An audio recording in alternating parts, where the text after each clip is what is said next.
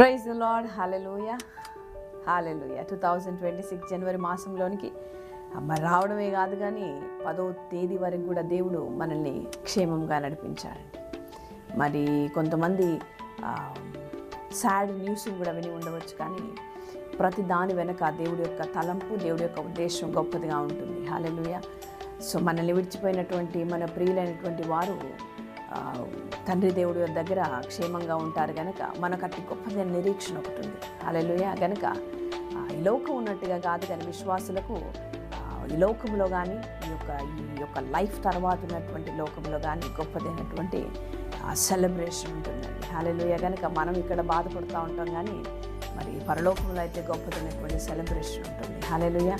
కనుక మరి దాని విషయంలో కాకుండా ఇంకా సంతోషంగా ఉండి ఈ యొక్క 10 రోజులు కూడా క్షేమాన్ని ఇచ్చి నిలబెట్టినటువంటి దేవుడికి మొట్టమొదటిగా కృతజ్ఞతాస్తుతులు చెల్లించుకుంటూ ఈ యొక్క నెలలో దేవుడు అనుగ్రహించినటువంటి గొప్పదిన వాగ్దానం, ఈ సంవత్సరం అంతట్లో ప్రవచించుకోవాల్సినటువంటి వాగ్దానం గురించి మీతో షేర్ చేసుకోవడానికి మేము ముందున్నాను. అదేమిటంటే యెషయా గ్రంథము 54వ అధ్యాయము 17వ వచనం. అందరికీ తెలిసినటువంటి వాక్యమే.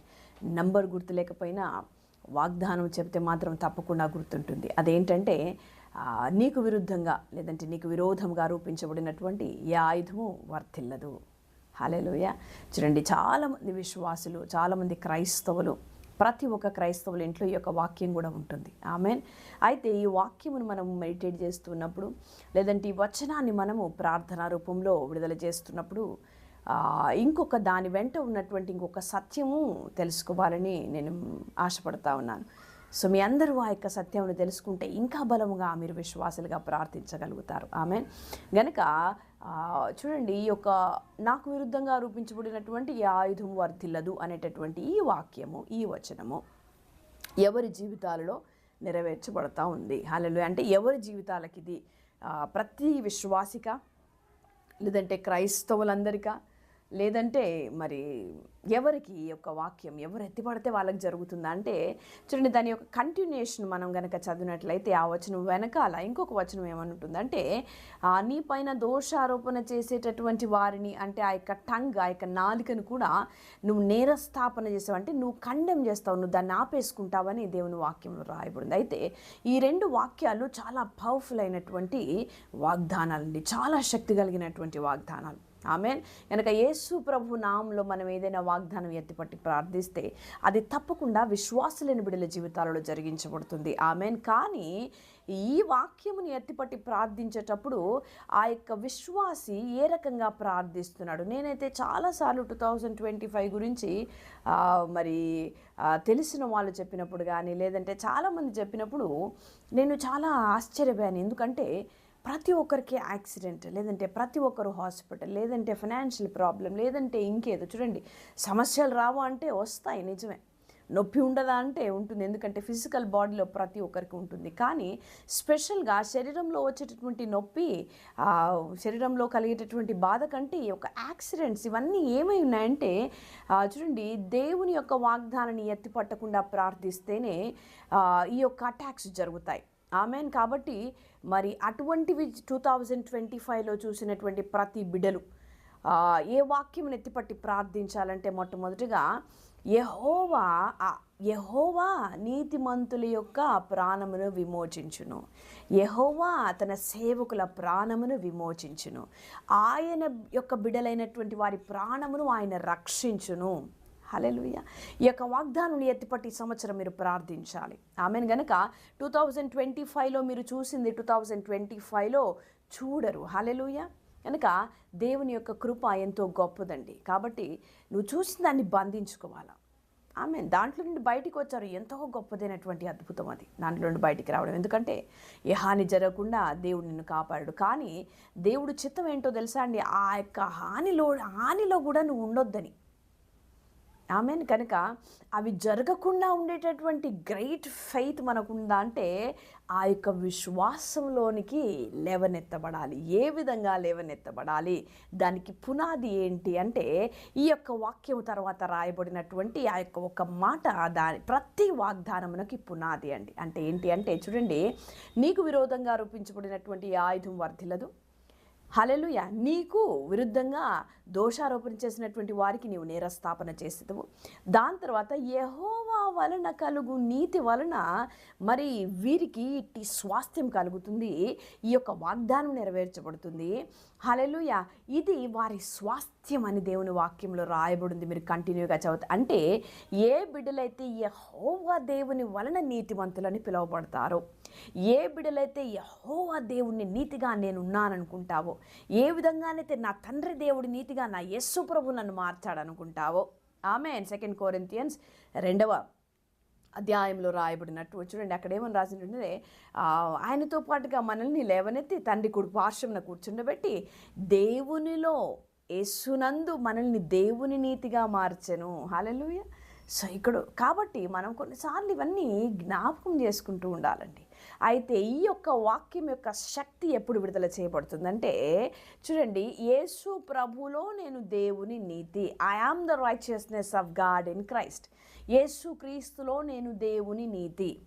ఈ మాట నమ్మి పలికి దానిలో ఎస్టాబ్లిష్ అయినటువంటి బిడ్డల జీవితాలలో ఈ వారికి విరుద్ధంగా రూపించబడిన ఈ ఆయుధం వర్ధిల్లదు. హల్లెలూయా. నేరస్థాపన చేయడానికి ఏ నాలిక కూడా నీకు ఎగెనెస్ట్గా నిలబడనేరదు. వాటన్నిటిని నువ్వు ఖండెం చేస్తావు. హల్లెలూయా. నీవు వాటన్నిటిని ఆపివేసుకుంటావు. హల్లెలూయా. అంటే యేసు ప్రభులో నేను దేవుని నీతి అనేటటువంటి మాట ఎంతో బలమైనది. ఆమేన్. మరి మా సంఘంలో అయితే మేము ఎప్పుడు చెప్తా ఉంటామండి ఈ యొక్క సీక్రెట్, మరి యొక్క వాక్యము ఎప్పటి వరకు అనాలంటావా, నీవు నీ నాలికతో నీవు ఆ నీతిని ఫీల్ అయ్యే వరకు నువ్వు మాట్లాడుతూ ఉండాలి. కష్టం వచ్చింది, I am the righteousness of God in Christ. ఏదైనా నష్టం చూస్తున్నావు, యేసు ప్రభులు నేను నా దేవుని నీతి అయ్యున్నాను, నాకు ఈ కష్టము కలగదు. హల్లెలూయా. చూడండి, ఏదైనా బలహీనత వచ్చింది, యేసు ప్రభులు నేను నా తండ్రి దేవుని నీతి అయి ఉన్నాను, ఆయన శరీరంలో బలహీనత లేదు, నా శరీరంలో బలహీనత ఉండదు. ఆమెన్. గనుక ఈ యొక్క సంవత్సరం ఈ వాగ్దానాన్ని ఎత్తిపట్టి ప్రార్థించి అనేకులు మీకు విరుద్ధంగా రూపించబడినటువంటి ఆయుధములు అనేకములను మీరు ఆపుకుంటున్నారని నేనైతే నమ్ముతా ఉన్నాను. విశ్వసించిన ప్రతి బిడ్డ, ప్రతి కుమారుడు హల్లెలూయా ఆమెన్, ఐ రిసీవ్, నేను పొందుకుంటున్నాను ప్రభు అని ఈ యొక్క వాగ్దానాన్ని ఎత్తిపట్టి ప్రార్థించాలి. మీరు పెద్దవారైనప్పటికీ, మీరు వయసులో వృద్ధులైనప్పటికీ ఇక నా జీవితం అయిపోయింది అనడానికి లేదండి. 80 సంవత్సరాల కాలేబు కూడా ఇంకా కూడా ఇదిగో ఈ గివ్ మీ దిస్ మౌంటైన్ అన్నాడు ఆయన. అంటే ఆ యొక్క అక్కడ ఉన్నటువంటి ఆజానుభావులతో యుద్ధం చేయడానికి నేను రెడీ. ఎందుకంటే 40 సంవత్సరాలకు నాకు ఎంత వయసో, ఇప్పుడు నాకు 85 సంవత్సరాలు, ఇప్పటికీ నాకు అంతే బలం ఉంది శత్రువుతో పోరాడడానికి, శత్రువుని జయించడానికి. హల్లెలూయా. కనుక కాలేబు వలె వృద్ధులైనటువంటి వారు, హల్లెలూయా. మీకు 40-50 సంవత్సరాలు ఉంటే మీరు ఇంకా చాలా యవనస్తులండి. హల్లెలూయా. 60 సంవత్సరాలు ఉంటే ఇంకా యవనుడు వినువు గనక, యవనురాలు వినువు గనక, బలహీనత, శరీరంలో బలహీనత ఉంది. వరల్డ్ చెప్తున్నట్టు, లోకం చెప్తున్నట్టు మనం మాట్లాడకూడదు. హల్లెలూయా. విశ్వాసి మాటలు లోకానికి విరుద్ధంగా ఉంటాయి. ఆమేన్. 12 మంది వెళ్ళారు, కానీ ఇద్దరే డిఫరెంట్గా చూసి వచ్చారు ఆ ల్యాండ్ని. హల్లెలూయా. చూడండి, పాలు తేనెలు ప్రవహించే దేశమైనటువంటి కనానుకు 12 మంది మరి పంపబడితే మోషే ద్వారా ఆ 12 మందిలో 10 మంది రాంగ్ రిపోర్ట్, అంటే చెడ్డదైన రిపోర్ట్, భయం గొలిపించే రిపోర్ట్ని తీసుకొని వచ్చారు. కానీ దేవుని యందు విశ్వాసం ఉంచినటువంటి 2 వ్యక్తులైనటువంటి కాలేబు, యెహోషువలు మాత్రమే వారు మనకు ఆహారం అవుతారు అని అంటాడు. అంటే చూడండి, వాడు ఎటువంటి వాడైనప్పటికీ, హల్లెలూయా, వాడు ఎంత గొప్పదైనటువంటి అవతారం కలిగి ఉన్నప్పటికీ, హల్లెలూయా, అన్ని నామముల కంటే పై నామము నీ దేవుడైన యేసు ప్రభు నామం, నా దేవుడైన యేసయ్య నామము. గనక మనం ఏం చేయాలంటే ప్రార్థించాలి. గనక వృద్ధులైన, యవనులైన, బలవంతులైన, బలహీనులైన, నువ్వు ఇప్పుడు బెడ్ రిడెన్ అయినా యేసు ప్రభులో నేను నా దేవుని నీతి అని ప్రవచించటం ప్రారంభించాలి. హల్లెలూయా. నువ్వు ఆ పడక మీద ఉంటే యేసు ప్రభులో నేను దేవుని నీతి. చూడండి, ఈ యొక్క పదము మా యొక్క సంఘంలో, మా మినిస్ట్రీలో అయితే మేము ఎంతమందికి ప్రార్థించామో, ఐసీసీయూలో నుండి కూడా ఈ యొక్క పదము వాళ్ళు మెడిటేట్ చేసుకొని బయటికి రావడం జరిగిందండి. హల్లెలూయా. గనక ఎన్నో కష్టాల నుండి వాళ్ళు బయటికి వచ్చారు. హల్లెలూయా. మేము మా కుటుంబంలో, మా జీవితంలో ఎన్నో గొప్పవైనటువంటి విడుదల కార్యములు యేసు ప్రభులో నేను నా దేవుని నీతిని ప్రవచించుకొనటం వల్ల జరిగింది. గనక ఈరోజు మీ అందరి జీవితాల్లో కూడా అద్భుతం జరిగించబడాలని హృదయపూర్వకంగా కోరుకుంటున్నాము. గనక మీ అందరి జీవితాల్లో 2026 చూడండి, ప్రారంభంలోనే ఉన్నాం. గనక గొప్పది జరగాలి. చిన్న చిన్న వాటికి సెటిల్ కాకూడదు మనం. హల్లెలూయా. కనుక చిన్న చిన్న వాటికి భయపడకూడదు. సూపర్ న్యాచురల్ థింగ్స్ నాకు జరిగించబడాలి, ఇదిగో గొప్ప ఆశ్చర్య అద్భుత కార్యం జరిగించబడాలి. ఎందుకంటే నీ దేవుడు అద్భుతాలు చేయి దేవుడు. మనం పాటలు అయితే పాడదాం కానీ రియాలిటీలో అది అప్లై చేసుకునే వరకు మనం భయపడతా ఉంటామండి. కానీ కాదు, ఏది అయినప్పటికీ నీ దేవుడు నమ్మదగిన దేవుడు. హల్లెలూయా. మనము నమ్మదగిన వారం కాము, ఎందుకంటే మనము దేవుణ్ణి అంత గొప్పగా విశ్వాసం ఉంచలేమండి. ప్రతి ఒక్క మీరనే కాదు, మనమనే కాదు, ప్రతి ఒక్క విశ్వాసి, ప్రతి ఒక్క మానవుడి యొక్క స్థితి అదే ఉంటుంది. కనుక ప్రతిసారి ప్రార్థించి, ప్రభువా ఇంకా నీ యందు విశ్వాసం ఉంచడానికి మాకు కృప దయచేయండి. Lord, give us strength to believe in your miracles. Hallelujah. నీ నామంలో నీ యొక్క మిరకిల్స్ని, నీ యొక్క అద్భుతాలను నమ్మటానికి మా హృదయాన్ని నిలబెట్టండి. హల్లెలూయా. కనుక ఈ ప్రార్థన మీరు ప్రార్థించండి.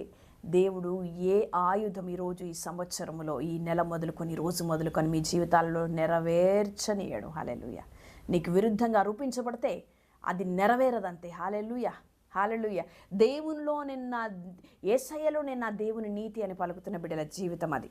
ఆమెన్. గనుక ఈ వాగ్దానం, ఈ మాట మీ జీవితాలలో ఎంత గొప్పదైన అద్భుతాలను చేసిందో ఈ సంవత్సరం అయిపోయేలోపు మీలో అనేక మంది సాక్ష్యం మాకు చెప్తారని మేము విశ్వసిస్తూ ఉన్నాం. ఆమెన్. God bless you. గొప్ప కార్యములు మీ జీవితంలో. హల్లెలూయా. యేసు క్రీస్తు, హల్లెలూయా, యేసు ప్రభు మీ అందరి జీవితాలలో జరిగించునుగాక. Amen. Thank you. Praise the Lord. God bless you.